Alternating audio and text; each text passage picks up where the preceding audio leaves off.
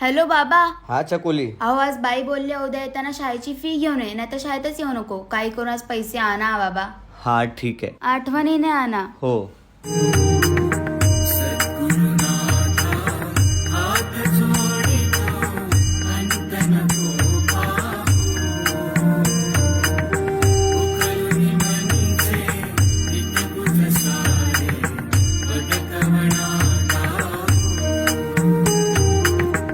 अजाण हतबल भ्रमित मनीची तळमळ कशी साहू निरसुन माया दावी अनुभव प्रचिती नको पाहू.